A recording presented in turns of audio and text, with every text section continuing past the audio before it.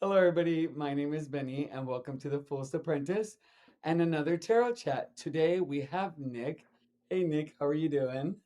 Hey, how's it going, Benny? Good. Yeah, it's going pretty good on my side. So, Nick and I had a conversation a few days ago, and I asked him if he wanted to be on the channel because he has a deck that's on Kickstarter right now, which we will discuss in a bit. But first, Nick, what I'd like you to do is introduce yourself to, my subscribers, give us a little bit of background. Yeah, hi, everybody. I'm Nick Jacobs. Some of you might know me as Page of Cups Tarot on Instagram. I started that page, I think, about a year and a half ago, May of 2022 or 23. I can't really remember, but it's over a year old. I've been practicing tarot or cards have been in my life for about 23 years. I picked up my first deck when I was 12 years old.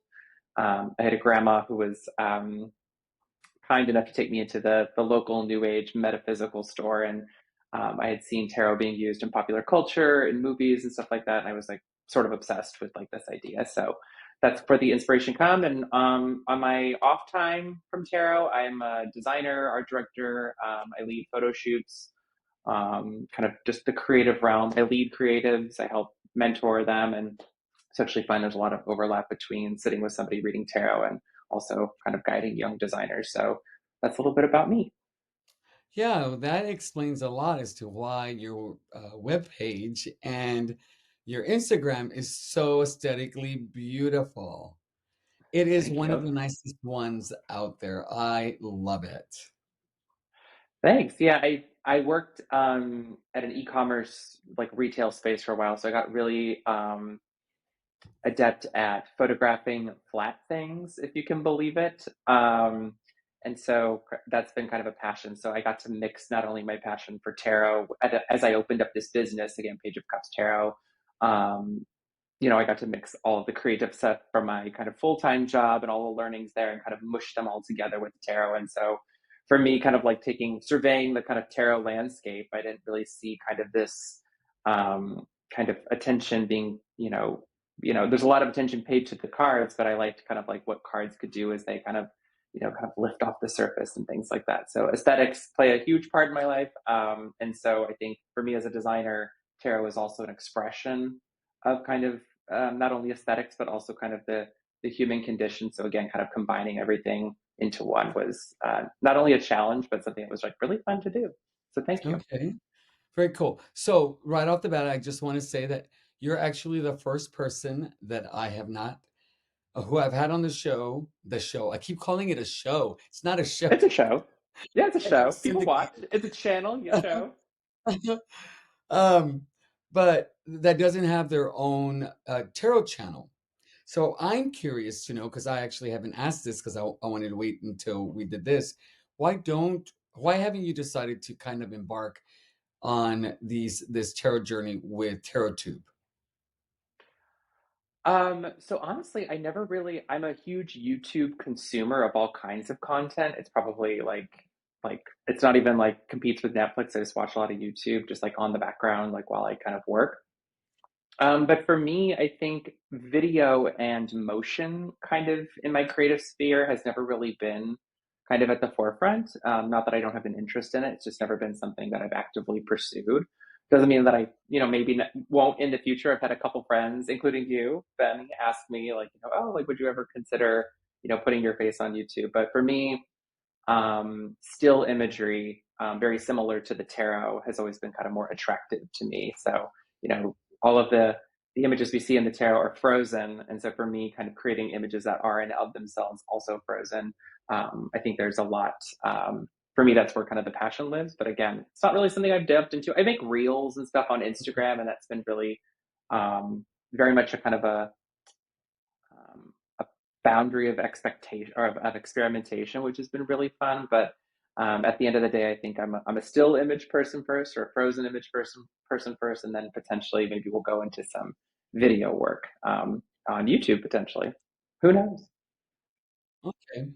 And so what inspired the Instagram page for you? Because I went back and looked at your Instagram and I've noticed several things about your Instagram, but first you started with, doing spreads. Curious to know if you created those spreads that you first put on, and then you started talking about the suits, and then all of a sudden you started with your what has turned out to be like your oh, what is it called? Your brand. I feel like you have it, the whole aesthetic, but also spreading the card out, this whole routine, and then shaking the card. And I love that because the transition is so seamless from the back of the card to the front of the card, and then you have the text. So, can you kind of talk us what the inspiration was and how you got to that place?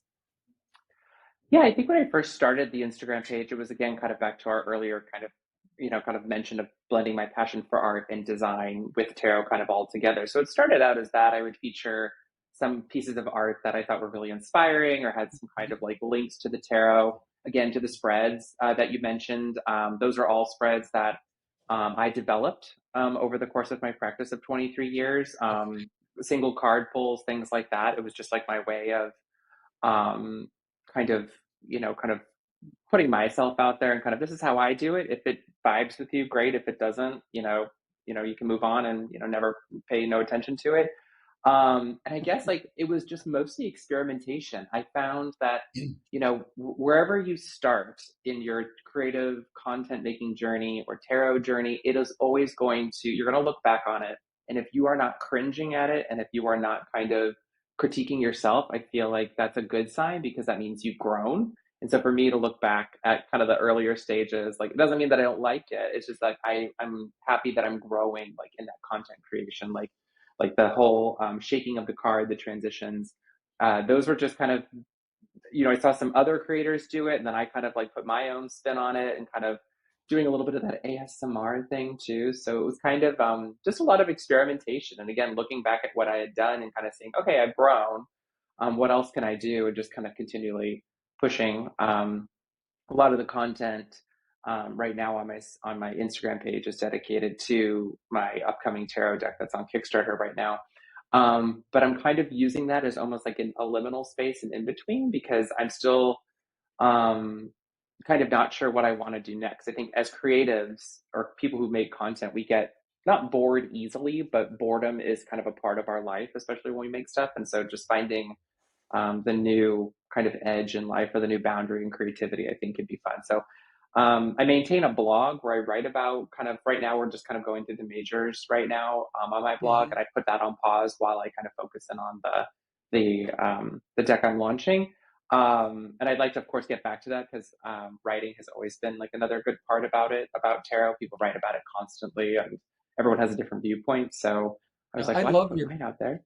I love your blog. One, it's beautiful, but two, I love that you incorporate some personal stories in yours to kind of give where your perspective is from, and to kind of give a it gives us, or let me say, it gives me an idea of where your definition and viewpoint comes with the cards because you do give some personal history with, which I think is great. And then you also, I wrote it down here because I want to make sure I got it right. You also write for or you've written for the Rebus. Uh, how did that come about?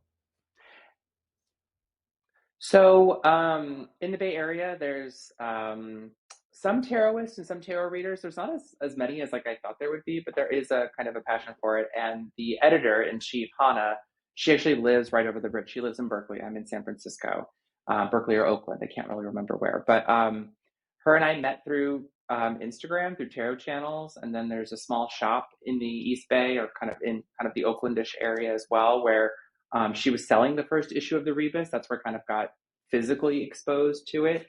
And then she just announced today issue 3, which will be the star Right. card, which we're all really excited about. She and I have partnered together. I've actually taken over the responsibility of designing the magazine Oh, or wow. redesigning it. So that'll be it's a large undertaking, but again, like my passion for design and tarot, I think this was just like the ultimate expression. So she was kind enough to offer me the position, and we could talk about tarot all day, like you and I can. Um, and I've only created one piece of art. I never actually wrote for it. I just made one piece of visual art. But I've contributed to Oh, Witchology magazine, okay. and I've also contributed to Anthony Parada. I think some people, AP Astrology, he has a publication. I've contributed to his publication as well about tarot in an astrological sense. Okay, very cool. So one of the things that I'm always, and I'm petting my dog. She came over here. She wanted some Oh attention. yeah. One of the things that I'm always curious about is you mentioned that your grandmother took you to a shop. You've seen tarot in movies and stuff. When you picked up your first deck, how did you approach studying the tarot? Did you have, was it something you just played with? Did you actually get a book? Did you take any classes? Like, what was that process for you? Yeah, so my first deck, this was probably, oh God, either 1999 or 2001, somewhere in that range. And I didn't have any books. The only thing I bought when I bought that first deck with my grandma in a little town outside of St. Louis, Missouri, um, again, the attraction to it through popular culture, as we kind of discussed, but also I just read the little white book, the LWB. Like that was kind of the only resource I had. Like I think we still had dial-up internet, again, not very fast. Didn't go to the library a lot, couldn't get there, so it was just me and that LWB, the little white book.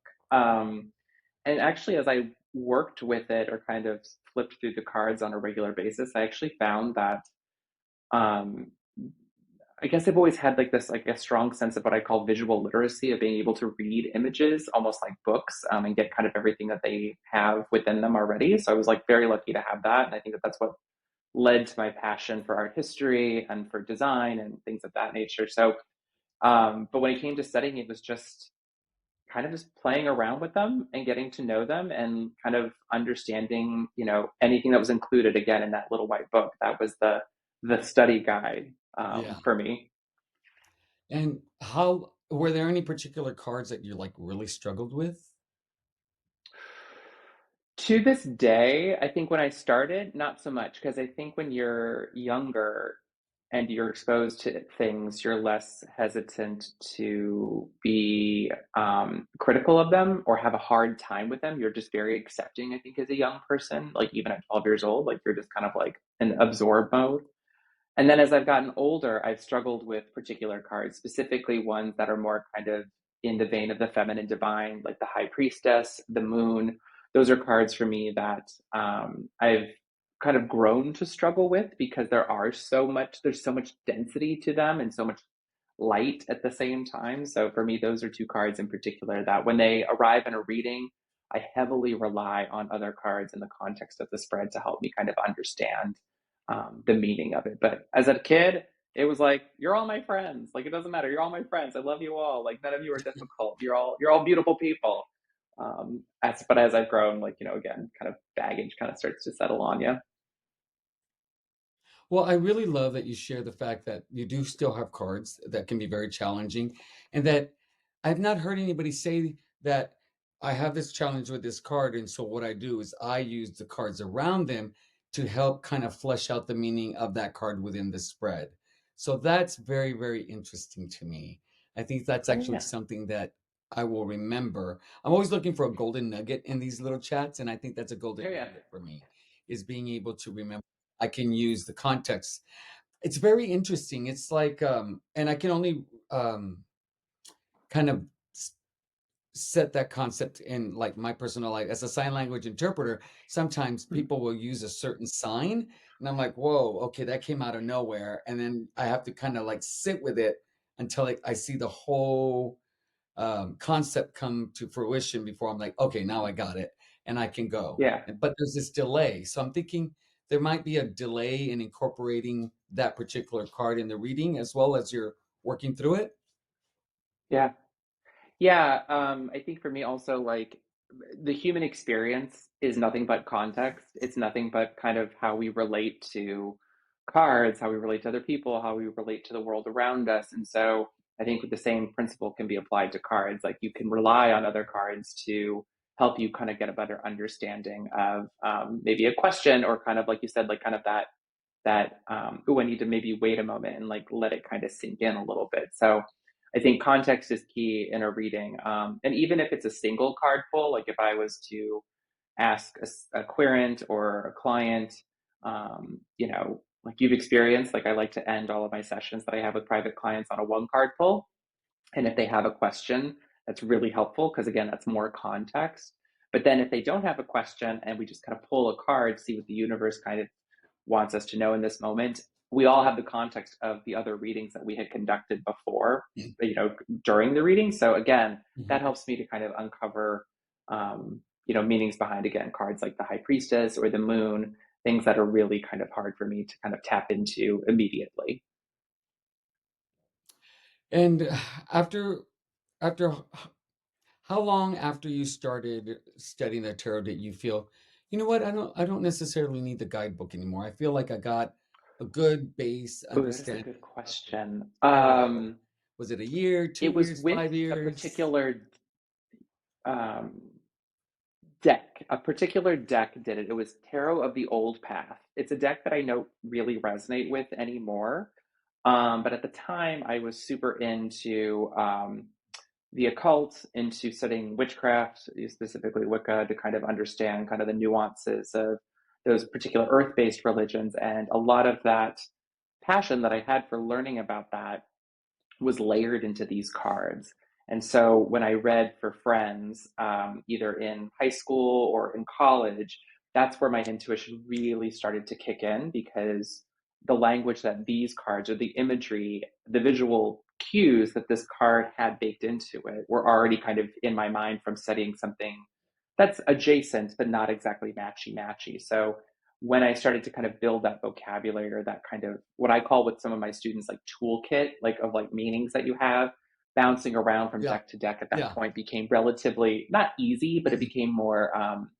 It's like getting into like a rent a car. Like it's like I'm not sure how everything works at this moment, but I can kind of figure it out. And then once I kind of have it after a day or so, like you can kind of drive the car normally. I love that. That's that's great. That's awesome. I can relate to that. That makes absolute sense. Um, so you're studying the tarot, you feel comfortable, you're reading for friends.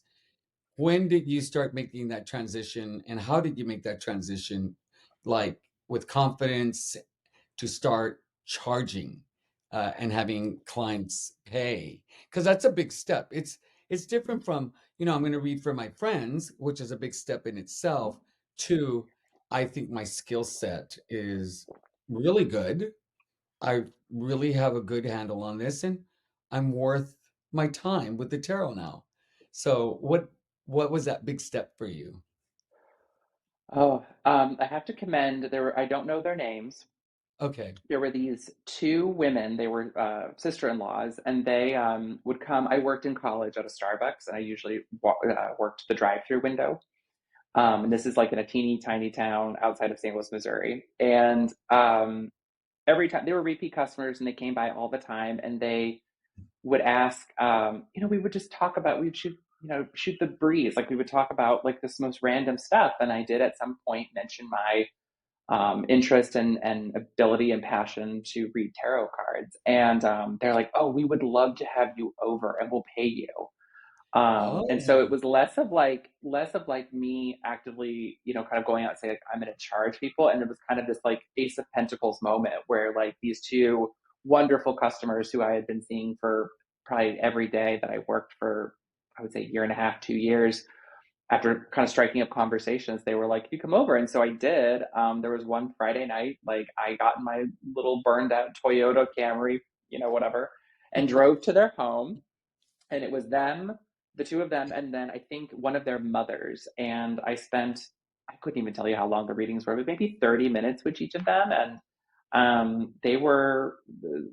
It was ultimately a very helpful thing, and so that I think the trust that they had, or the encouragement that they gave me, and then to pay me, and then for me to be kind of a helpful, useful reader for them, I think it all kind of again mishmashed into one, and that's when I started to kind of charge because I was like, well, that wasn't, it was difficult because these were kind of complete strangers, but I also had a familiarness with them because they were also like Starbucks customers. So I wish I knew what those two ladies' names were, those sister-in-laws, but they were very encouraging, very supportive, and they paid me. I don't know how much they paid me. I'm sure it wasn't very much, but hey, I was, God, how Yeah, old but am I? I was probably like 20 or something. Yeah. If you get pays is a big deal for the first time you're doing something. So it's like your first job ever and you get that first check. It's a big deal.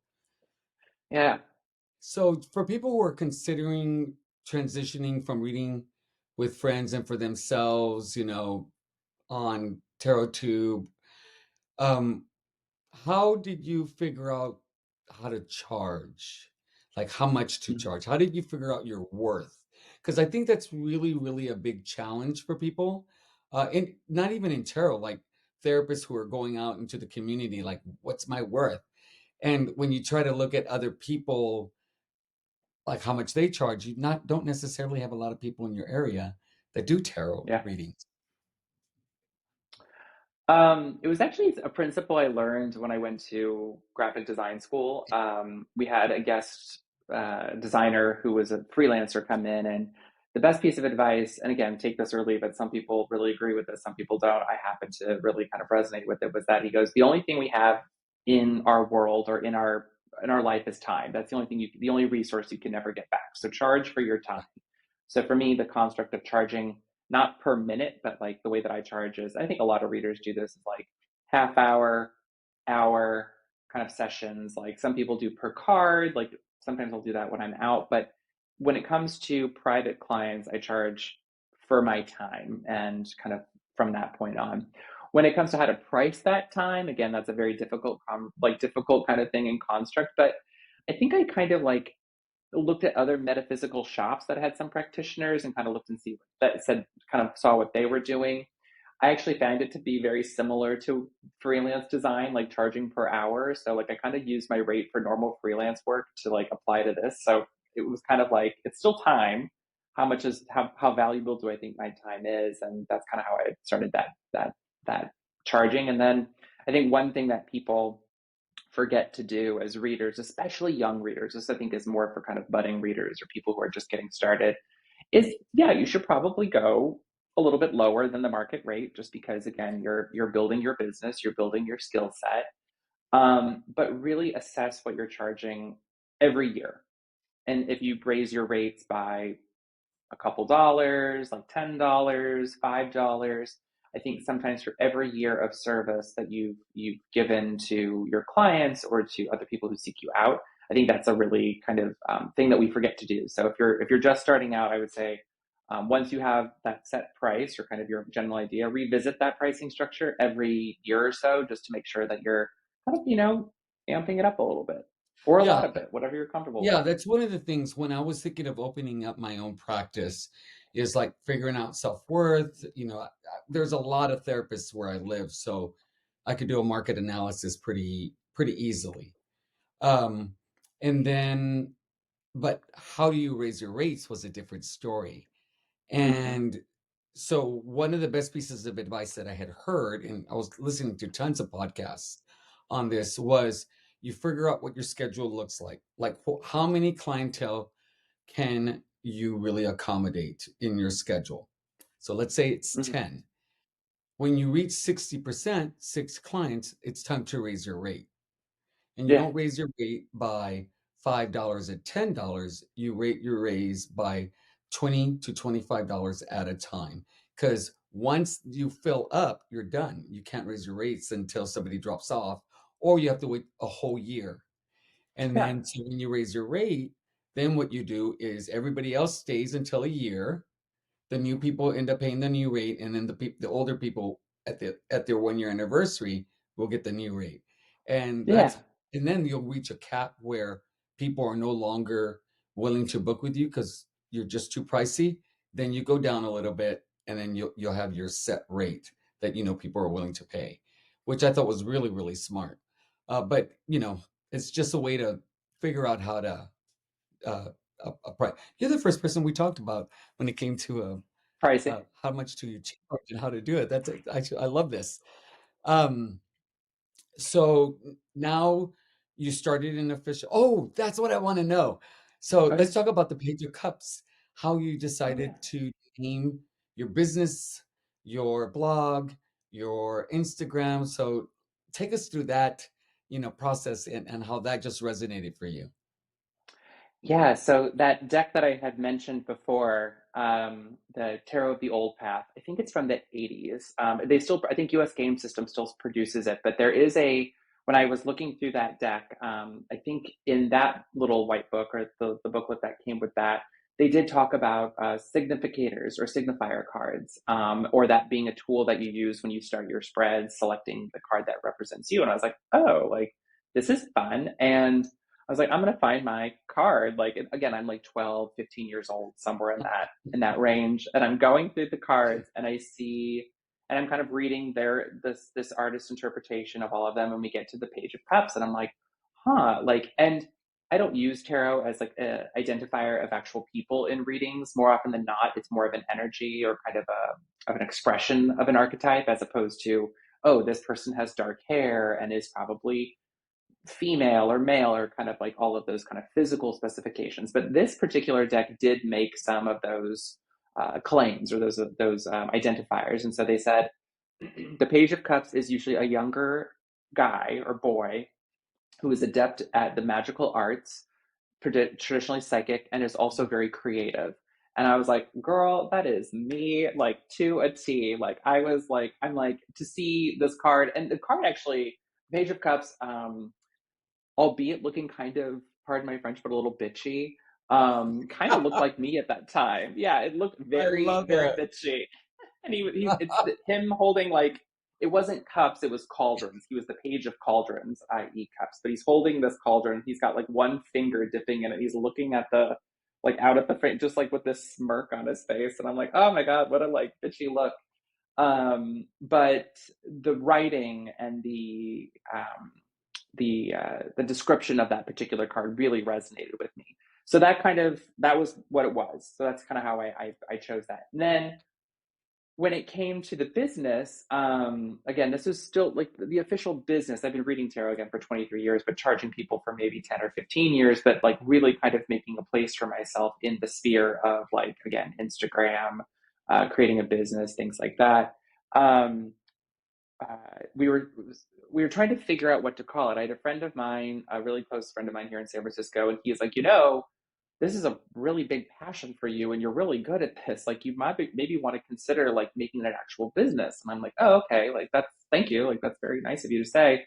But what in God's name am I going to call this business? And without it going like kind of like spooky or mystical or anything like that. And Creepy. so, yeah, yeah, woo woo. But my husband and I are sitting on the couch one evening watching TV, and we're kind of like spitballing names, and we just kept landing back at Page of Cups. We're like, he knows the story about like how I came to that card, and that was it. Like that was kind of like I'm like I would be a fool not to call my business that. So since it's been a card that has been representative of me, I chose it, I identified with it very early on in my tarot journey. I'm like, I mean, it has to be that. It can't not be that. Yeah, so, like, for me, um, I came up with my name because it was brand new. Everything was new, and the only thing I knew about the tarot was it was called The Fool's Journey. Yeah. And so, for me, that was the name of the channel, but then a business had it, and so I had to come up with a new Mm, name, and I'm like, "Well, I knew I'm going with the fool on this journey, so the Fool's Apprentice," and that was actually a really quick thing to come up with. One of the things about having social media that is always in the forefront for me is thinking about how much do I disclose about my personal life? How much is appropriate? mhm, And Lisa Papez really kind of blew the door open for me. She lives a very authentic life on her channel. Her wife is a very prominent part of her channel. Like she's having a chat with her members, and her wife comes in and they have a little chat, and Peggy will say hi. And that kind of freed me up to be a little bit more open. Uh, and it's really interesting. Like in my personal life, I am open all the way. I don't care what you think about me. I could care less. But on social media, there seems to be a different level of scrutiny that can occur that I'm very wary of. And so it took me a while to kind of open up and just be more authentic. Then it took me over a year to talk about what I do for a profession, which is I'm a mental health therapist.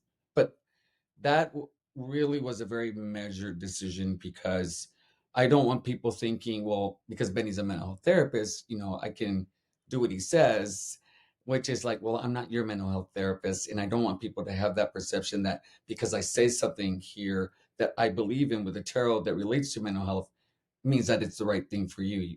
So that took a long time.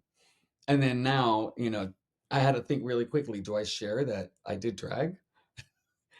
So having social media is one of the challenges that I think a lot of people don't really pay attention to as much because you put yourself out there. It's pretty much forever. You can delete your stuff, but is it really truly deleted? And you don't have a tarot channel, but do you face any kind of issues like that when you're writing your blog? Do you kind of consider like how much is too much information? Yeah, often. I think it's funny because I am, in what I do in my professional life, whatever that means. Like I'm more behind the camera. I've always just kind of been behind the camera. Like I did theater in high school and stuff like that, but I was never like a leading role or anything like that. I was always more fascinated with the production, the costumes, just the sets, things like that. So, how much I put of myself, my personal self out there it's always like, I think a top of mind challenge. And my husband is very, prudent with his social media usage. Like anytime that, I choose to put him on even my personal Instagram or, he's been on one picture, like I think in my Instagram feed. But yeah, it's a conversation. And I think it's less for me about like scrutiny because like I kind of, as a queer person, like again, I've heard every kind of slur or every kind of attack that one can Really? hear, especially like in middle school. So I think I have a thick skin, but again, I think as a creator, there is something to be said about leaving a little bit of mystery or kind of like questioning about what you do. I've more recently kind of been more kind of showing my face, doing Instagram live, things like that, which I've gotten more comfortable with, of course. But yeah, there is a level of, I think, discretion that I approach to kind of social media just because um, for me it's you know uh, I think again, I like to keep a little bit of not mystery, but like, not everything is for public consumption, I guess. Yeah. No, I get it. So, in fact, I actually had talked about being a therapist in another chat, and I deleted it because I edited it Mm, out because I didn't feel I was in a place where I was ready to do that. yeah. Um, so now I want to talk. So one of the things, so people may not know this, that I had actually reached out to Nick because I was looking for a mentor. So I booked several sessions. The last one was one of the sessions that we had. Um, and several things came up during, several of these mentorship sessions is the number of decks that you have. And it's a very limited number of decks. I was really surprised. Can you talk about uh, your favorite decks, why you have such a limited amount of decks, and anything that kind of fits into that little question that you'd like to share? Yeah. Oh, favorite deck. So I guess like in the kind of, I think the first part about it, about how many decks I only have like around, I think I said like the last time I counted like maybe 30 or 40, somewhere in that range, and it's growing. But living in an apartment in a metropolitan city, you don't have a lot of space. And so my husband and I have this kind of like a mutual understanding that we don't want our apartment to look like a new age shop. So crystal purchases, deck purchases, they have to remain relatively, Oh my God. not under wraps. Like he's very supportive and I'm very understanding, but we do have a kind of a balancing act. So the rule that we have, or the loose rule, is that my deck collection has to fit in my nightstand anywhere. It can be anywhere in or on the nightstand, but it can only be confined to the nightstand. And so when I get new decks or when I'm gifted new decks or sent new decks or kind of all of that, um, I have to have a very critical conversation with my collection and say like, hey, which one of you is going into the little library down the street for donation, or which one of you is going on Instagram as a, I'll Uh, send it to you, just pay the cost. So that's kind of how that's the conversation that I have with my decks when I run out of room. I'm finding different ways to kind of play Tetris to get everything to fit correctly, but um, that's the game, the perpetual game. I've got I think two coming in the mail from US Game Systems right now, so I'm gonna have to again have I'm gonna have to have the talk with my decks. Okay, uh, yeah. which one of you is again going down the street? Yeah. So, are there any decks that you could never depart with? So I own my original that I bought when I was 12 years old. Yeah. There's no box. The book is gone, but that is one that I will, of course, never get rid of. It's not the best looking thing in the world. Again, it's kind of old and beat up, but then again, it's been well loved. So that's like one that I would definitely never leave my collection. Pagan Otherworlds is another deck that I just fell in love with. I saw it online, and my husband got it for me for Christmas or my birthday many years ago. Like I think probably in 2017 or 18. I don't know if that's many years ago, but it's years ago. So that's another one that I use frequently, and that has just been part of my kind of practice for the past couple of years. And it's extra special because he got it for me as a gift. And then I think a third deck, I don't know, like I've never really like kind of assessed. I'm really enjoying there's a couple I do have another deck that I got in Milan when we visited. It's from the I don't know how to say their name, Il Melangello, I think is how it's pronounced, but they make reproductions of the original Taraki cards. Mm. And they had a deck that I was really attracted to. It's super skinny and super thin. The name escapes me, but it was made in 1990, and they manufacture it there. And that's another one of my favorite. I don't use it in my daily practice, but for me, it's a beautiful art piece, and it's one that we actually keep on our coffee table because it's so pretty, and I'm okay with people picking it up and looking through it. Whoever comes to visit us, so I think those are good out of the entirety of the collection. Yeah. Well, you've seen the hashtags on TarotTube before? Have you seen them? I have, yes, I have. I've seen them on yours. Yeah, so I have I have one that I really liked that I created called hashtag 5 tarot decks I would save from a fire. Oh yeah. And it really makes you critically think about all your decks. And if you really, and for me, it's like when I create these, it's a little series I created. I really want you to think like, if I was really in a fire and I could only save 5 or I would burn to death, what 5 would I take? And so it was like this really critical thinking process. I like, you know, is this deck so unique that no other, deck could kind of fill its space? What deck really creates a lot of Yeah. emotion for me? All that kind of stuff. And so I think it might change Hmm. a little bit because I've gotten some what we call unicorn decks this Yeah. year. But yeah, it's interesting to see what people would say because I've seen some and I'm like, hmm, interesting choice. Yeah, that's you can get yeah. I think it's a conversation of like what it's kind of like what was her name or is her name Marie Kondo, like kind of like Yeah. what sparks joy, like kind of If it using doesn't bring that you joy. principle.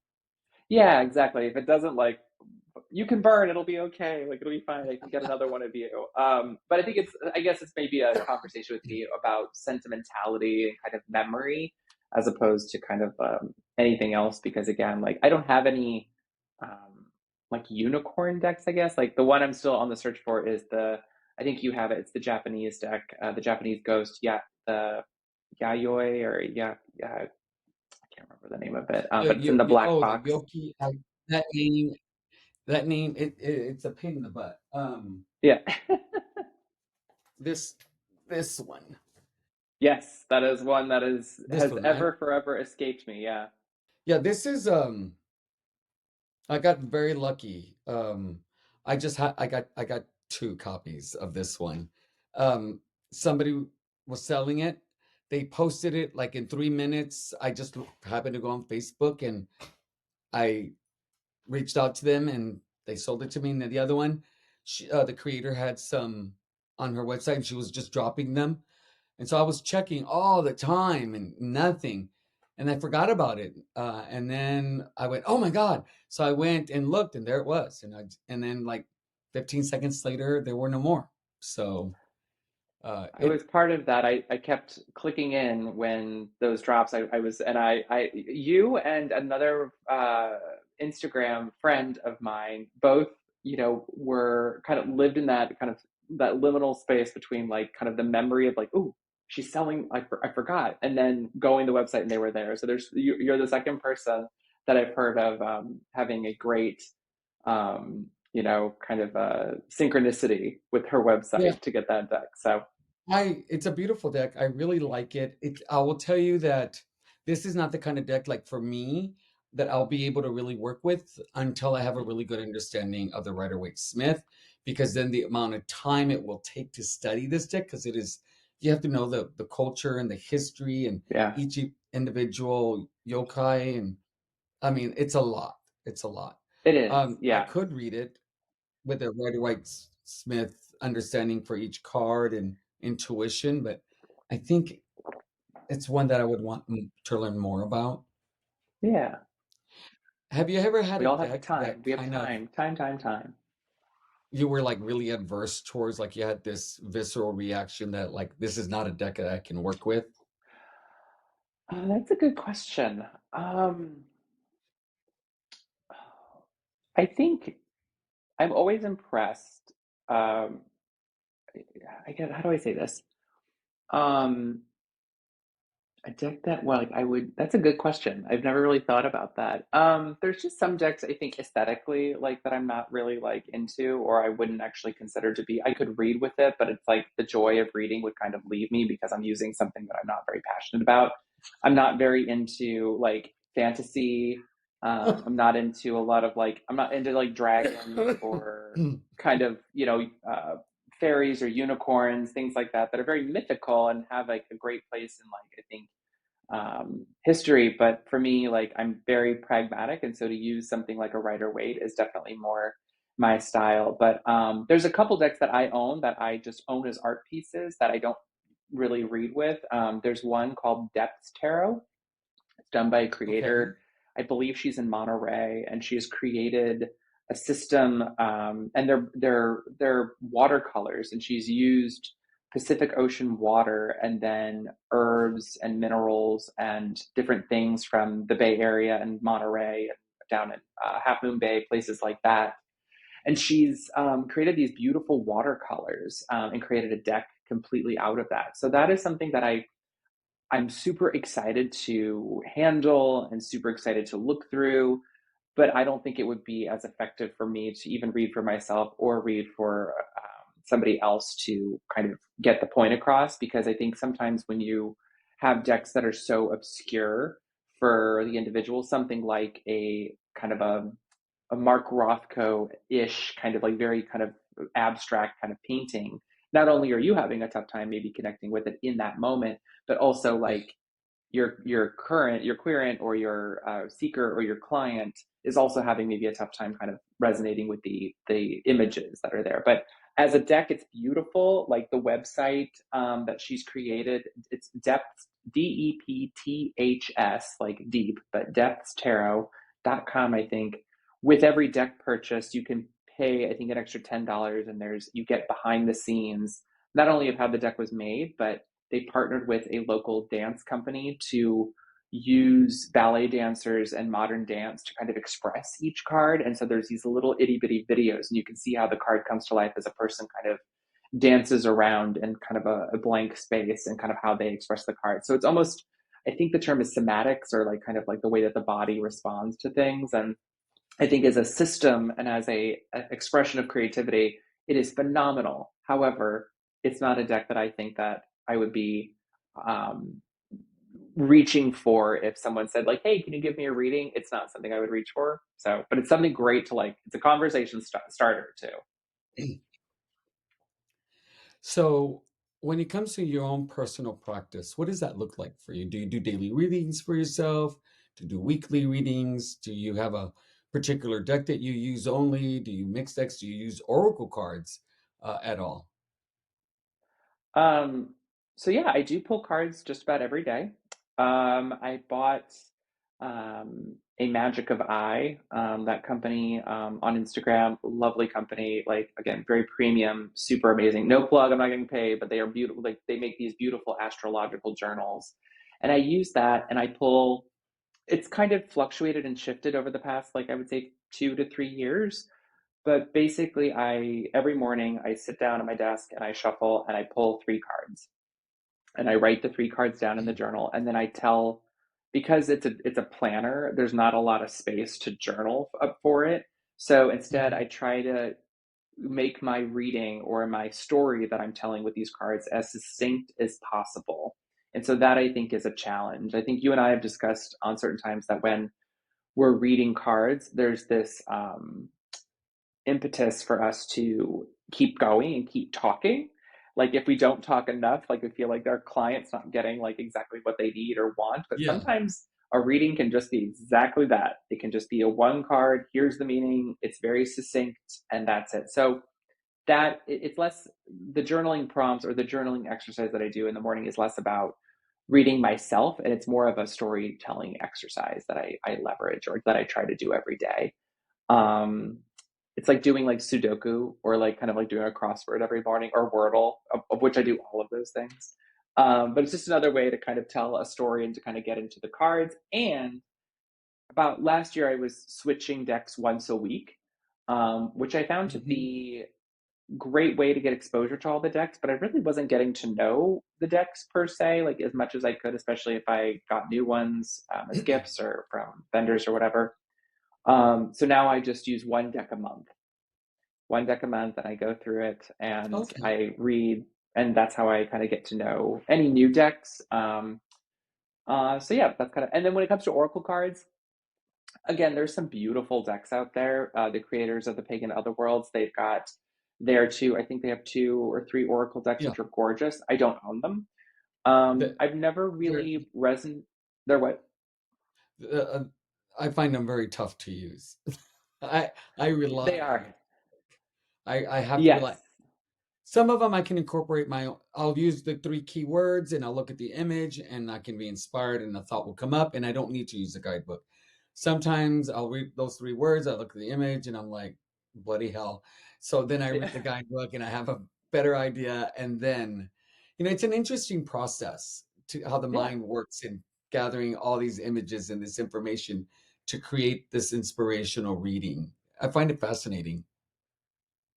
Yeah, and oracle cards, I think, have just as much of a place in the world as tarot does. It's just not something that I gravitate towards. I think the system that was created, again, in, depending on the history of tarot, it's very muddy, but like 1430s to 50s, like the system is so old, that for me, that there's some kind of memory, I think collective consciousness that kind of has been, as because as cards get reproduced or decks get made, you're kind of adding to that vernacular. And sometimes I find that Oracle is a little too fractured for me. It still could be very personal and it still could be very beautiful. But just in my experience, like I have a tough time kind of globbing on to some of the meanings, even though they might be quite obvious or there might be an explanation written on the card itself. For me, I think the exercise is uh, kind of using the history or kind of the collective conscious that's been imbued onto tarot cards over centuries. That's like, I think for me a little bit more of a fuel to read with them than Oracle, because Oracle decks I think are still a relatively new thing. I think, again, I don't want to speak out of turn, but they've only been around for the past, I'd say like maybe 50 years, maybe less. So I think as a practice, I don't know. I'm also like attracted to antiques and things like that. So the older, the better somehow. So again, that's another uh, reason that I think I try to keep it um, just to tarot. I'm always impressed. I get this question a lot. from usually people that don't know anything about tarot, people that I meet at restaurants, bars here in San Francisco, friends, parties.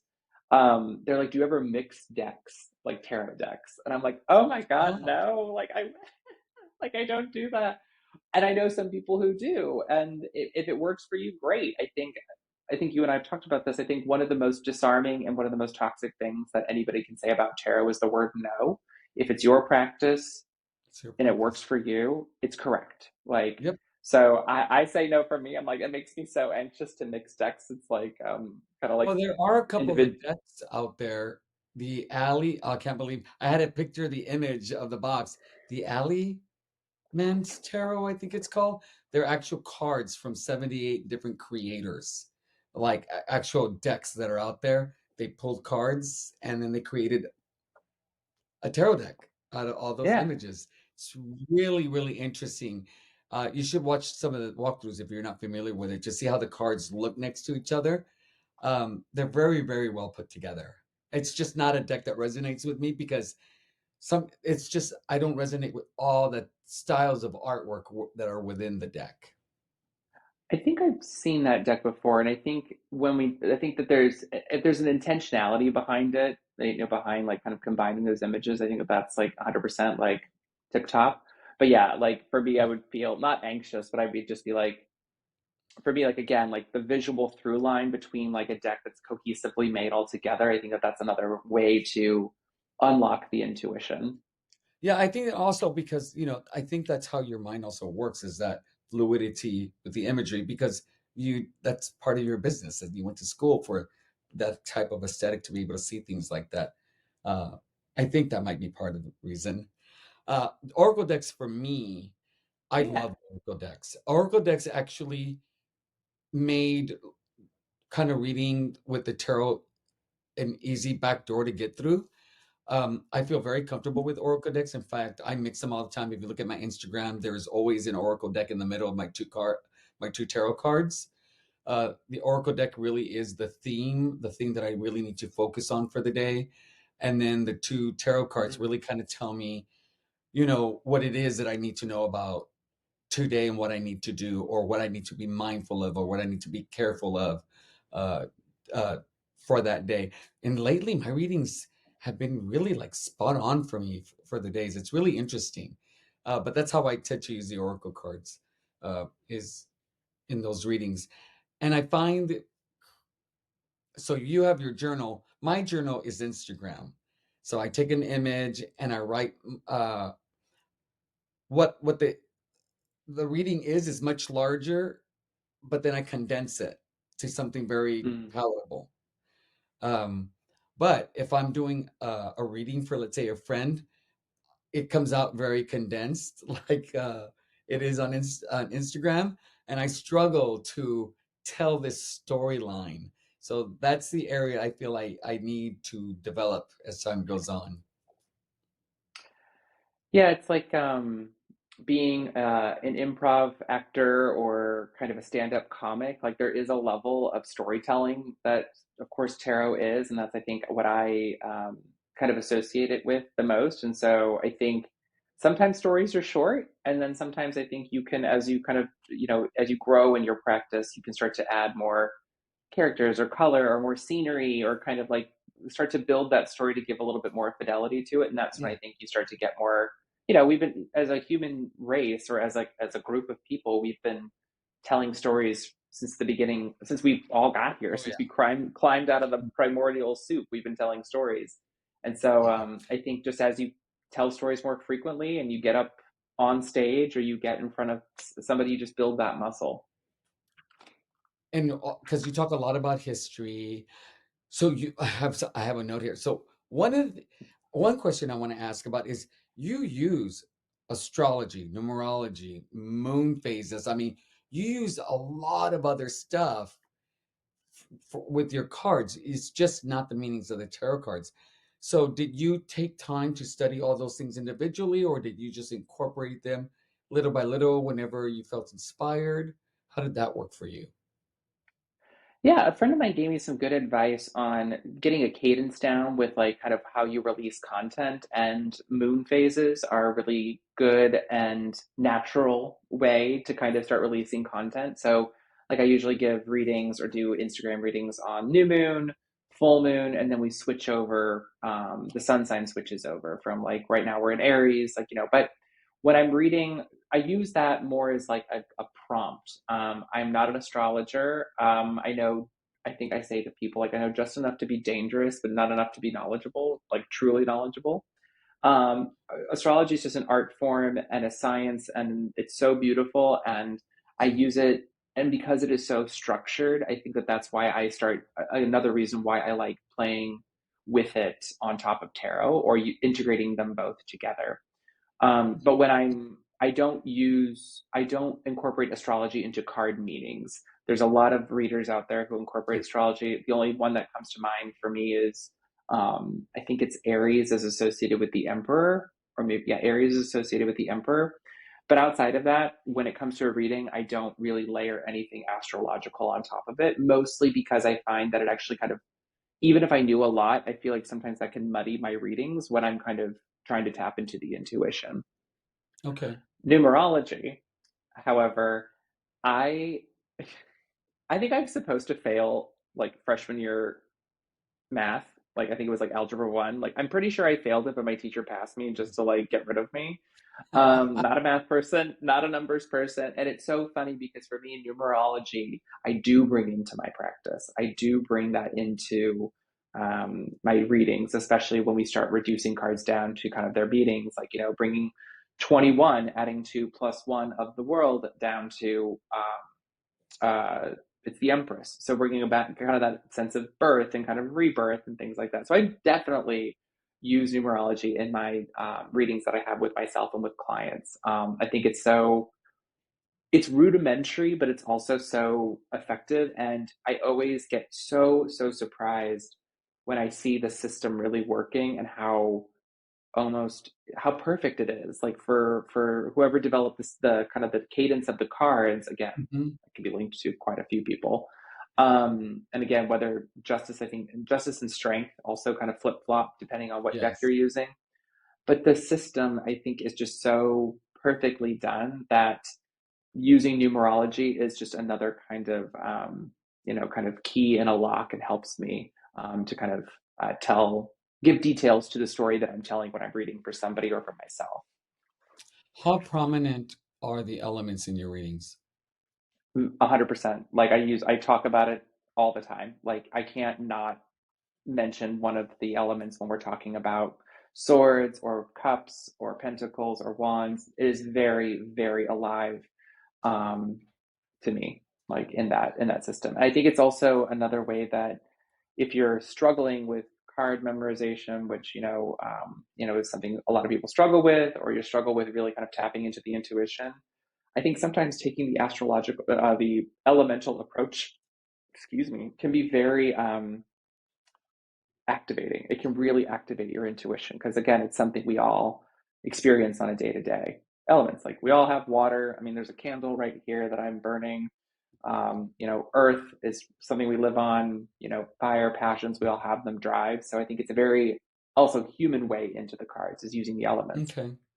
Now we're nearing the end, and what I really want to talk about is your new tarot deck.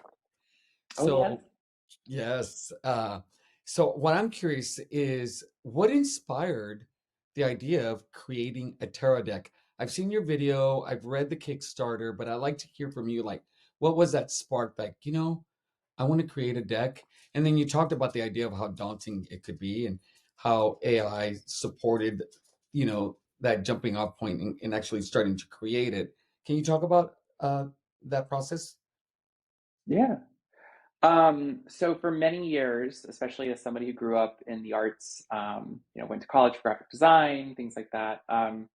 That was like a topic that I think was brought up quite frequently in like just in life, and everyone has a when. It was always a question of when. It was never like no Mm, one ever asked, do you have an interest in doing that? Everyone was like, when are you coming out with your tarot deck? Which was very kind of positive affirmation, very kind of like speak it into kind of reality, kind of, kind of idea. And so the deck that I had in my head, I knew that I was not going to be able to produce because I wanted something that was romantic, that was a la Renaissance. I was obsessed with the Dutch and Flemish masters, like and I was like, nobody paints like that anymore. And if they do, they're super talented. And for me to try to financially just get the backing to have a very talented artist make my deck come to life was just it was just too daunting. And so The when financial artificial intelligence, finances, that would be very, very difficult because each card could cost you $1,000 easy, 2,000. exactly, exactly. And I mean, who has the kind of money? Again, that's one of the beauties of Kickstarter, to kind of back that. But when it came to kind of the topic of artificial intelligence, I was like, and a friend of mine, again, I'm in the Bay Area, very close to Silicon Valley. I actually work down there. But the Hmm. idea of that being a tool that I could use to kind of get these images, the bases of them, or the soul, like, kind of like birth these little images and then kind of build them up, um, was the option for me. And so as I started to kind of formulate what I wanted to do, I always had, as an artist and as a designer, my hands have always been, part of my, like, I was like, don't take my eyes and don't take my hands. You can take my hearing, like, don't take my Mm, taste. I like food. But these are the two senses, like touch and like eyesight were huge for me because as a designer, yeah. as a creative, that's like what I use. And then you think about it in terms of tarot reading, like tarot is nothing but using of the hands. Like it's Hmm. flipping over cards. It's, kind of hands have always been around. And I was lucky enough to have my friend Hannah, again, the editor in chief of the Rebus, um, really help me uncover content about the history of hands and how hands, again, the first stories we were telling in cave paintings were of human hands. And so hands have just been around us for all time. So that was the content. And as I started to work, with this technology, I actually found that I became really in tune with it. It was almost like working with another kind of divine, not divine, but another kind of divination. Like somehow the algorithm and the machine started to kind of understand what I was looking for, which was kind of spooky. So working with that particular technology almost was kind of like a tarot reading in and of itself. And so I found it to be super wonderful. And then the name of the deck is called the Haptic Tarot. And haptics are senses of touch and feeling. And if you have an iPhone or a smartphone, I think that one of the settings is haptics, like how you interface with your phone, how Hmm. your phone feels when you touch buttons and things like that. And so for me, that the name, which my husband came up with, so was kind of the full circleness of the idea of having something that is so human and has been around for so long, tarot, and then having this new technology, which is also built by humans, interfacing with humans, learning from humans, to build the kind of the base of these images, I think was kind of nice and poetic, and it all kind of came together. Again, I'm using these hands a lot. The ball of kind of what I wanted to create just made complete sense. And um, so yeah, that's kind of the story behind it. Um, I will say that tarot readers who happen to be deaf will love this deck. Uh, Hands are highly, extremely valued in the deaf community, as is vision.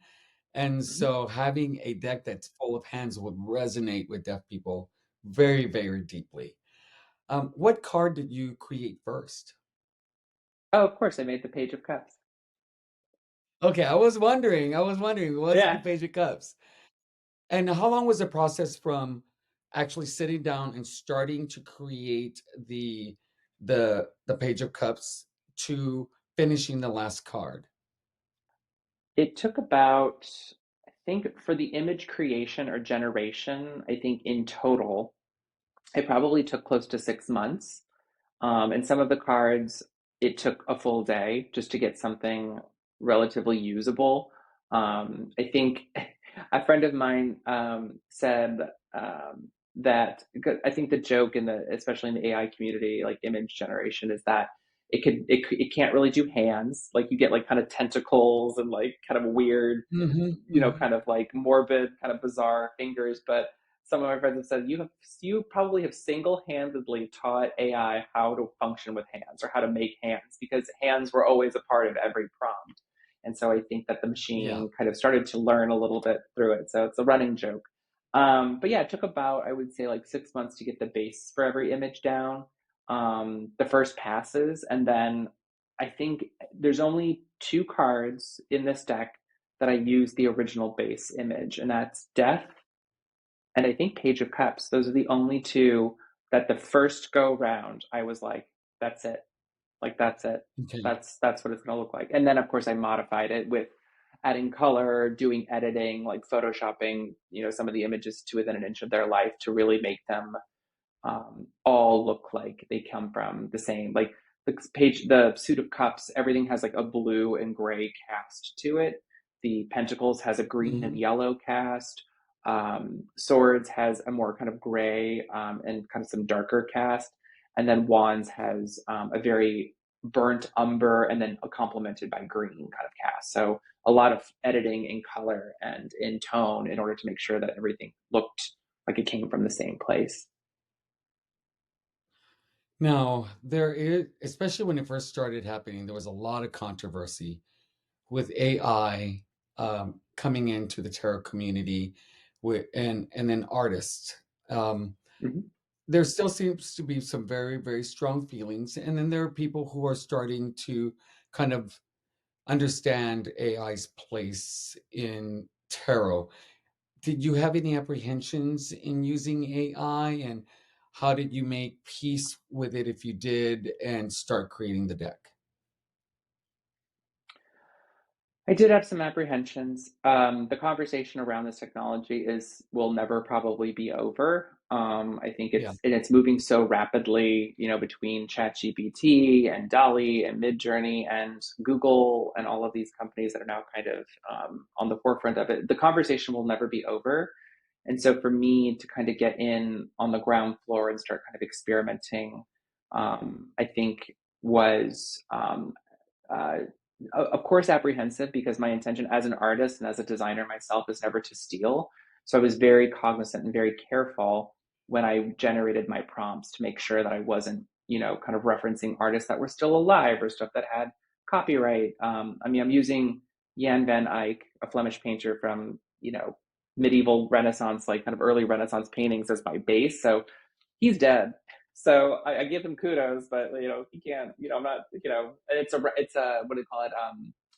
Uh, it's an the rights of the images aren't can't be managed anymore. It's open. I think open pool. Um, but yeah, like I make it very. I make it. I'm very clear that it is all of the images are the base of them are AI, and for me, it's another tool. And I think if you don't have the tool in front of you to make, i.e., in my case, a Dutch or Flemish Renaissance painter to tap into, that it can be a good resource. However, if you're kind of, again, it's a very, kind of fluid kind of conversation now, but also like when the printing press was developed, people were very um, reticent to believe in it. The cotton gin, people, the car, the internet, the TV, there's all of these tools, but I think there's something very different about artificial intelligence and Gen AI. But again, I think to use it in a creative way is I find to be very beneficial to me in my process. So your Kickstarter actually funded in a few hours, 3 hours or something. It was pretty quick. A little over 3 hours, yeah. So that must have been very, very exciting for you. I was very shocked. I set it up. I got up early. I like did all of the digital stuff, hit play, and then I drove to my job, my full time job, and I eventually had to like turn my phone into silent mode because I kept getting these dings and these emails, and it was very constant. And I was like, "Oh, this is a good sign. This is a good sign." And then, like halfway through a very important meeting at my full time job, I was like, "I gotta leave for a minute." And so like I left the room um, and I like had to just I was like, wow. I went of course back to the meeting, but like I was like, oh my God, like I was very surprised and very in all honesty, very honored. Like I'm very happy that people seem to be resonating with, people want it, and it's a huge yeah. It just made me, I'm very proud of it, and I'm very honored and very um, taken aback by everyone's like outpouring of support.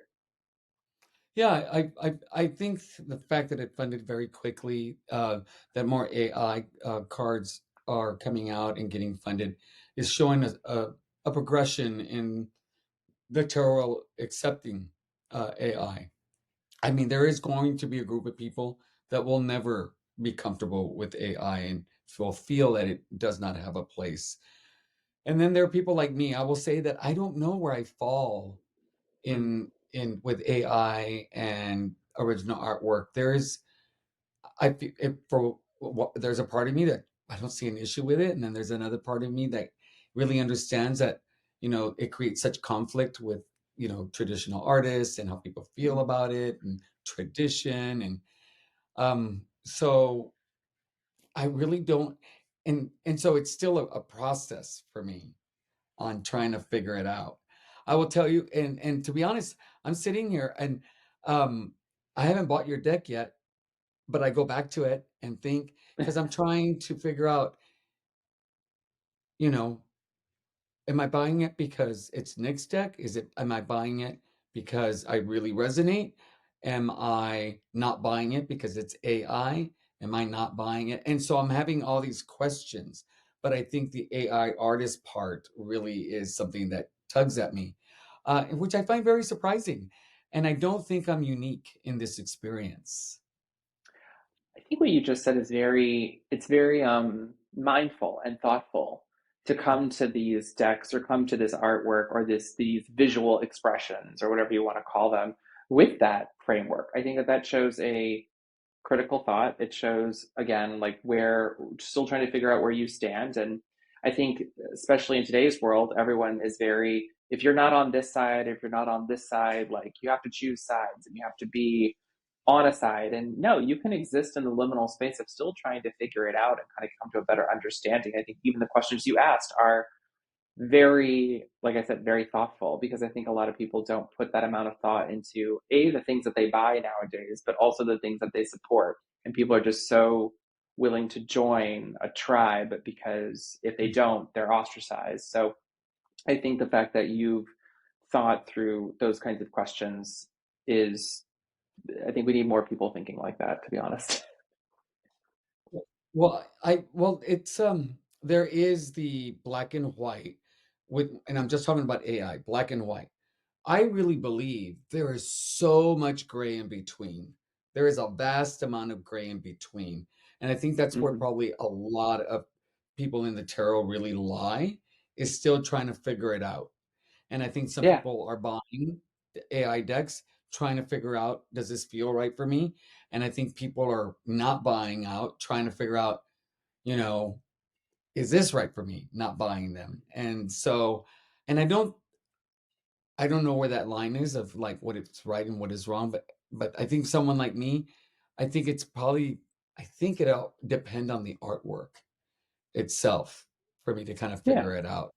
But I honestly don't have a strong opinion one way or the other, which is very odd because I'm very opinionated.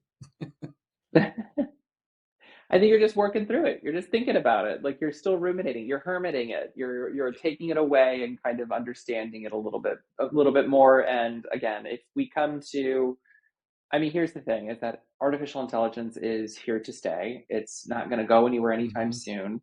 Um, and I think the more questions that we ask about it and the more guardrails we put on it, I think that we become a little bit more. We retain a little bit of that sense of uh, control over the technology, because it is going super fast and there is a lot of unknowns about it. And I think if we as a human race keep questioning it, and kind of not it in particular, but the people that make it and the people that produce it and the people that kind of sell it to us to use, I think that's like where the power lives. We take it away from the technology and we put it in the hands of people like us. Now, when you post it on Instagram, I have seen people make comments like, "I can't back this up because it's AI." Have you have been having a lot of criticism or comments that you expected, but do you respond? I mean, how do you handle those personally? Yeah, there's been a couple of questions about that. If AI is not comfortable with you and you want to make it known in the comments, please do. I welcome that. I don't find it to be everything about AI hasn't been overtly like it's not been helpful comments. Like it's usually something more critical about it, like, oh, you're stealing, or oh, you're doing this. And it's like, well, that's not adding to the conversation. Like, let's have a conversation. I invite those people to reach out to me directly and we can have a conversation about it because I want to know where they're coming from. And more often than not, it's, everybody, I think that's why the internet kind of exists, is that everybody wants to be heard to some degree. Yeah. And I think some people just like, sometimes stirring the pot from far away and writing something in the comments. The other critical conversation, a really critical point that people have brought to my attention, which I do think about very, very, very frequently, is that this deck is not, really relatively diverse in terms of skin tones.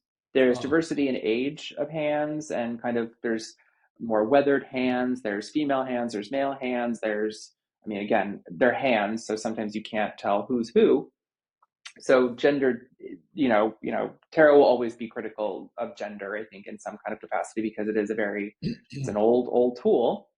But when it came to kind of skin tones and diversity of that, I mean, the intention was to focus on hands, and the byproduct of that is actually highlighting how, Renaissance painting didn't include a lot of people of color or kind of darker skin tones, or even like, kind of tones like that. So that's something I kind of understood going into working with this, and the style that I wanted doesn't necessarily mean that, like, I think it could potentially open the door for the next deck I create to be a little bit more diverse. But if you kind of go through kind of the decks that are on Kickstarter now, there is, if you were to talk about tarot decks 20 years ago and the diversity that was included in them, you would be hard pressed to find a lot.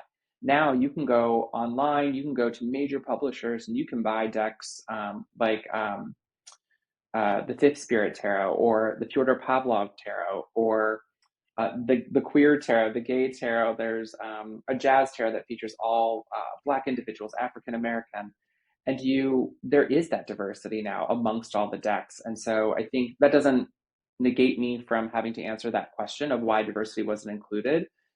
It was a not a conscious decision, but again, that's part of that conversation we have about innate racial bias and innate racial kind of things. But unfortunately, the prompt and the highlight that I was trying to make is hands A, and then the prompt actually, using Dutch or Flemish Renaissance painters, like that was just part of the yeah. the nature of art being made in that time. And it's funny because some people came to the defense when I would get those comments. Like, if you kind of go back, some people just came and really kind of, it became a little bit of a fight, which I kind of like to stand as like, hey, if you want to have this conversation with me one on one, I'm happy to have it. I'm happy to take criticism, happy to take feedback, but simply doing it in the comments isn't really helping the conversation, I think, at large move forward, or helping to educate anybody. It seems to be just a fight. So I'm always willing to have that conversation with people Yeah. one on I one. do like the fact that you've been very transparent from the onset. I think that really talks about your intention with the deck, more than anything, is how open you are. And on your Kickstarter, you've responded to every single question which I really like. I think that's another thing that in showing you being extending to the people that would buy or wouldn't buy, and that you answer regardless if they support the deck or not. I suspect that we'll get comments on this video, so please come Mm-hmm. back and answer. I'll answer as well. But you have right now you have three tiers. Can you talk about the three tiers? Yeah, so the first tier is the deck in and of itself. And all of these tiers, you can add on more decks, you can add on more kind of, you can add on everything. So the first tier is just the deck. I'm actually working with my vendor right now. It'll be a two-part box.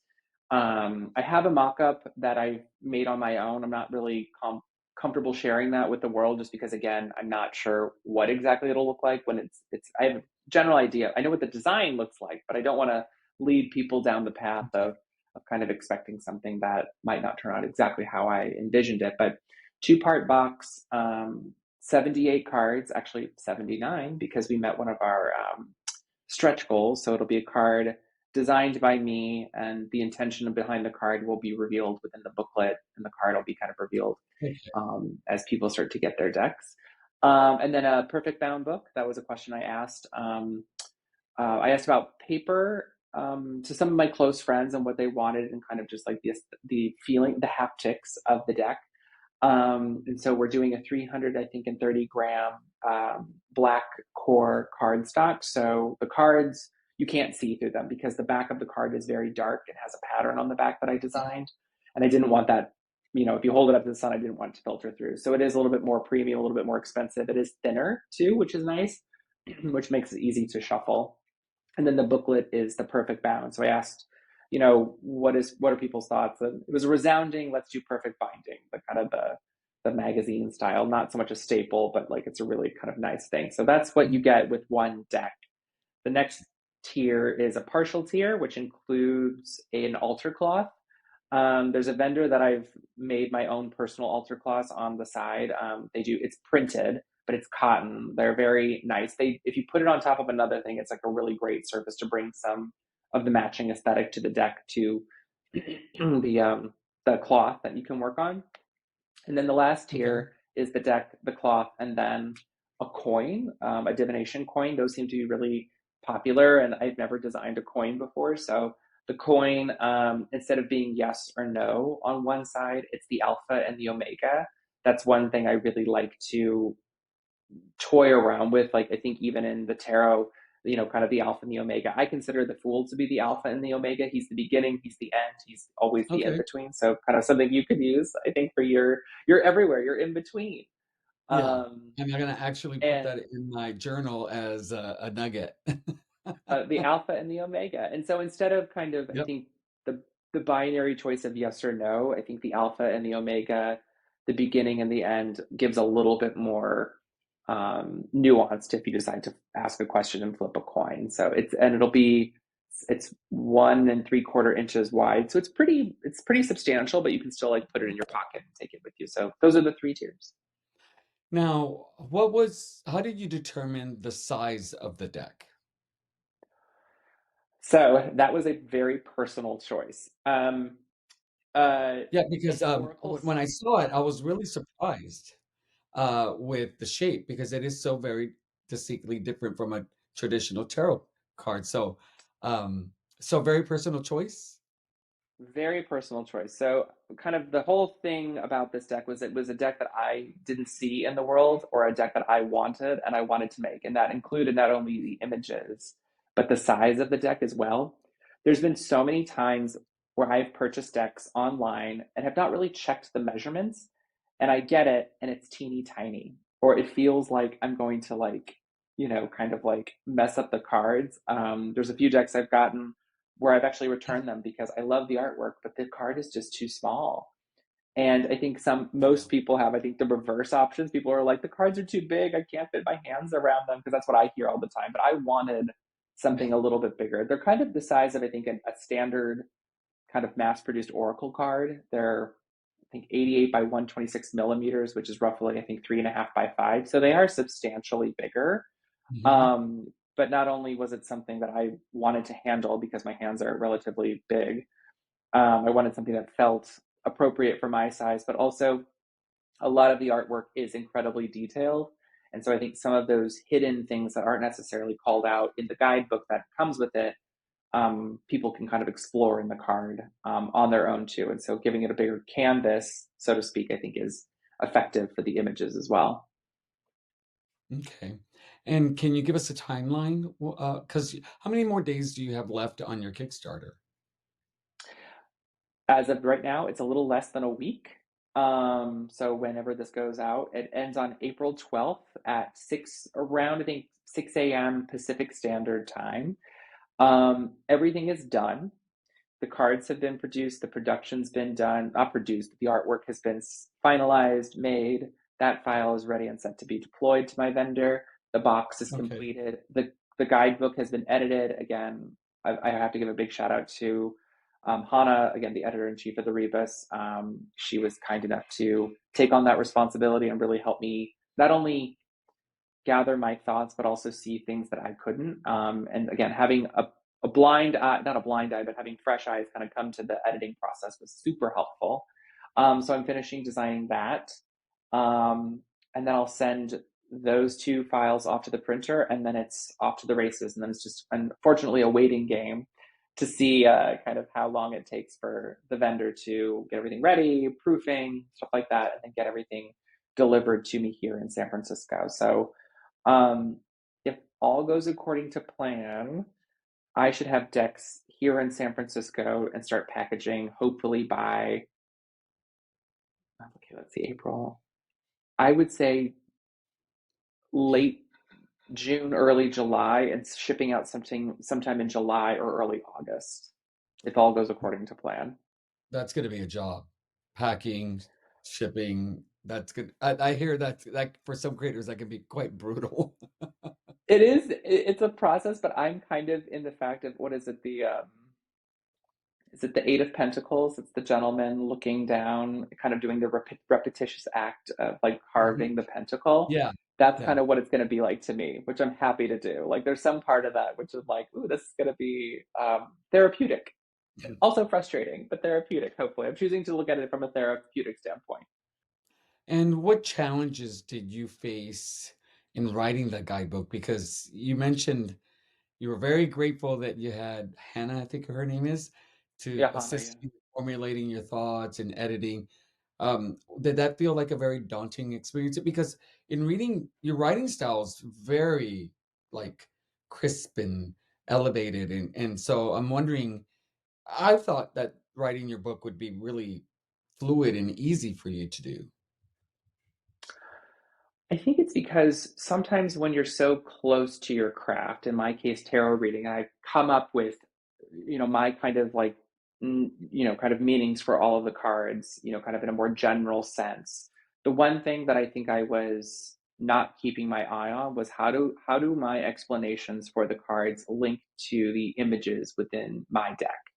And so, um, Okay. I was doing it with some of the cards, or I would say a good chunk of the cards, but there were some cards where I just kind of, I would say, missed the point of my image. And I think it was because I was having a tough time marrying the image that I created and why it was so important with my kind of just knee jerk always reactions to cards. I think you and I have discussed sometimes when you start to build your practice, you get your library, or like I said, your kit of parts on card meetings. And that's what I was coming to the booklet with, not necessarily like what is the specificity of each particular image. And so in all of the explanations of the each card and the kind of the visual interpretation of it, what I did was I made sure that it linked back to a particular image within that card. And then it was also a combination of shaving stuff down, just from a pure editing standpoint, because sometimes you only have so many pages to work with. And like, again, we could talk and write and go on and on about each Yeah. card, but I think going more succinct is always helpful. And again, the intention of this deck is to let people's minds and intuitions wander, but there is, again, some kind of reference point. But again, just a little bit of slashing is also very good in editing. Well, congratulations on this deck. Regardless if people agree with the deck or not agree with the deck, the fact that you were able to create a tarot deck to get it on Kickstarter, to have it be successful, to know that there's people want it, I think is a huge accomplishment. I mean, like for a lot of people who like me who would like one day love to create an oracle deck or a tarot deck, the idea of being able to do it, one, feels daunting. Two, like what kind of idea would I come up with? Three, to actually produce the images, the book, connect like all these parts just to get it onto Kickstarter to see if people want it, because people there are Kickstarters that don't make. I mean, it's amazing. It must be really, really exciting. It's so exciting. And again, I think I just, have to give all of the kudos and the thanks to the people who believed in it enough or want it to kind of come into life or have it in their hand, no pun intended. But it's been a wild ride, and you're right. It's a labor. I think it's funny because the most relaxing part outside of creating the images and working with the artwork and designing it and doing all of that and the booklet, like all of that's the creative fun part. It's then like the month where you wait the 30 days or the 45 where it's like, well, what do I do now? It's like you kind of work and work and work and get it all put together, and then you hit live or launch, and then you sit there and it's like, well, now what do I do? Like, Yeah. if you have to create more cards, like you have work to do. But I am in the vein, and this isn't like something I've heard like critically, but like I there's been decks that I've supported on Kickstarter, that I sometimes forget that I support it because there's such a long delay between like the creation and all of that. So I think with the excitement that people come to Kickstarter with, especially in the tarot community, and the appetite they have for new decks, very similar to binge watching a Netflix show. There's a method to the madness, and of course I try not to be too fast because that's where error starts to kind of take over. But I want people to have it as soon as they see it, and that's kind of, I don't want people to have to wait. So that's why I've done as much pre-work that I can do, have the vendor in place, have everything ready and set to go, so people can take these home sooner rather than later. Yeah, that's one of the challenges in getting um s- supporting a Kickstarter is that you have to sometimes wait months. And there are a few decks out there that people have waited a few years for. If I'm not mistaken, I think the Blood Moon Tarot was one of those decks Mm-hmm. because she still hadn't completed painting all the cards yet. And hers aren't little image paintings; they're like really big paintings that she creates. Mm. So when a creator has it ready, that's really exciting because you know you're going to get it soon. Um, Yeah, but fortunately, I have found the wait times for me haven't really been that big of a deal because once yeah, it just kind of goes in the back of my head, you know, and I have a file in my email where I get my confirmations and my order numbers and I just put them in there and I just kind of forget about it. And then yeah, a few times I'm like, oh my God, what is this? And I get a deck, you know, so yeah. it's like a It's little like, happy surprise that it's unexpected, even though I knew I bought it months earlier. I think you are a good Kickstarter supporter. That I think that you, again, creativity, design work, stuff like that sometimes takes long. And so I think the understanding that you have, like when you come to a Kickstarter and be like, oh, I might not get this for like 6 months, 8 months, maybe a year, and be okay with that. I think you're the perfect, I think, backer for a lot of projects. I see some of these, not necessarily tarot decks, but other projects of people who are trying to get a movie funded or people who are trying to write a book. And I'm like, and they've raised quite a bit of money, and then they have to write the book or they have to like make the movie, and it's like, okay, well, if there's I think that that's another thing about crowdfunding just in general, is that the world is so, especially the creative world, there's a lot of gatekeeping to some degree. Mm. um, and I think that platforms like this, Kickstarter, and the other kind of competitors that exist in that space are tremendous for people like us. So if you ever do decide, or when you decide, okay, we'll speak it into truth. When you decide to make your deck, there will be a platform there waiting for you to put it on and say, "I'm open for business. Like, let's go. Like, I don't need any big money. I've got all of you wonderful people to help me make my dream a reality." And honestly, like that's one of the, I think, benefits to this particular deck, the Haptic Tarot, my deck, is that, um, people, it's kind of an affirmation, or kind of a, of the dream. It's like, people really kind of resonate. I think that that's ultimately like one of the more, uh, not positive, but one of the more impactful parts that I really wasn't anticipating, because I kept, my husband believes in me 110%, Yeah. and I believe in myself, of course, but like I'm like, oh, I hope I make my like $5,000 goal, and we just hit 15,000 today. And so I'm just like, wow, like, I believe in myself, but maybe not $15,000 worth of believing, you know what I Yeah. mean? So again, that there's so many people that are willing to support, and to are really excited about it, I think just means the world. So that makes it all worthwhile. Like that makes it, all of the mechanics worth it. Well, I will tell you that I'm really happy for you. I think it's great. I Oh. think it's super exciting. It's one of the reasons when we met a couple of days ago, I was like, "Do you want to come on and talk about your deck?" but we have to talk about everything else first because Yeah. I think it's super exciting. Lisa Papez has been taking us on her journey on creating her deck. And it's Mhm. been really exciting to see that process for her and that excitement that she goes through and the frustrations and feeling like this is a lot of work. Because I don't think people really truly appreciate the amount of work that it takes just to get it onto Kickstarter. Uh, Yeah. and so um, one talking about it, I think is really great. Seeing how other creators kind of show it on Instagram or on their tarot channels really helps us kind of get an idea of the amount of work. And then people like me who are like thinking maybe one day or like way in the future, like, would I be willing to put that much effort Mhm. necessary? Because it is so much work. Would I want to create that kind of content and put it out there? And so I think creating that reality base kind of will let people know maybe that's not for me. Yeah, I think always a peek behind the curtain always is helpful. I think I read a couple of blogs on, Yeah.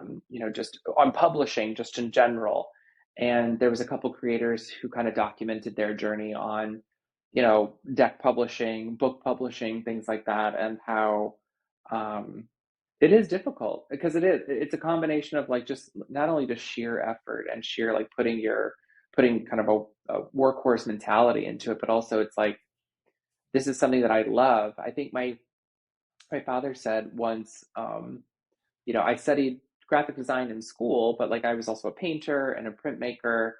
And my father was like, "Oh, you should start selling your prints, like, or selling your paintings, or selling." And I'm like, I don't want to do that. Like that's what the graphic design is for. Like, and so when you have something that you're so passionate about, and people accept it or don't accept it, I think it's great. But then when you kind of add the work, the money, and kind of like, I understand that sometimes money can cheapen things, but like if you do really want this in the world, like it's a um, you should do it like and again. But like for me, The like the tarot was like again that application. exactly, yeah, yes, exactly, application, yes.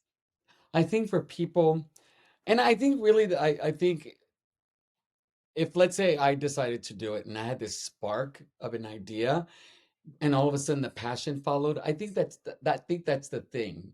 The passion is what gets you through all those steps. Like creating a tarot channel is not easy. I mean, at the No, beginning, it took so much. I was so frustrated. I felt so overwhelmed. I had days that I would cry. I felt like a complete failure, but I had such a passion to want to do this that I would persevere. And so, sitting here thinking about my question and how you're answering it made me go, well, I guess the passion is what would get you through all of that, because there's a lot of fiery hoops to jump through.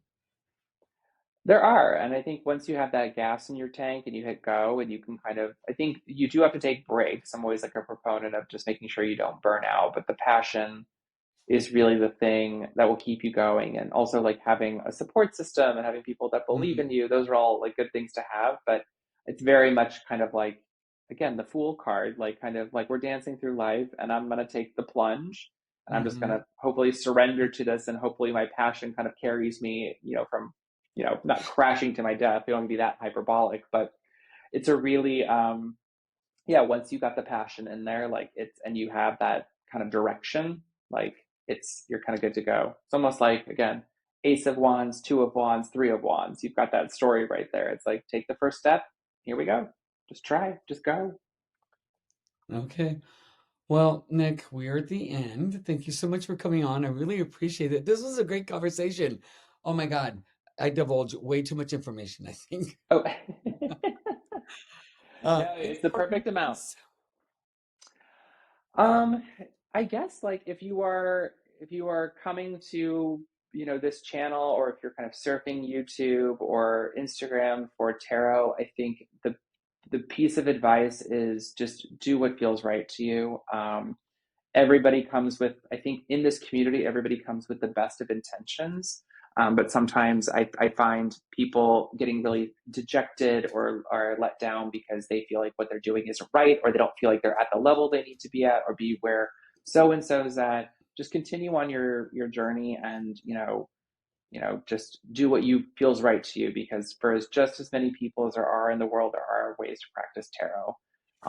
So just keep on keeping on, and don't pay any mind to the haters or the people that are trying to, as my husband says, yuck your yum. Yeah. Wise words. Well, everybody, thank you very much for joining us. Again, my name is Benny. I am the Fool's Apprentice. Until next time, have a nice evening, or a great day, or a good morning. Bye.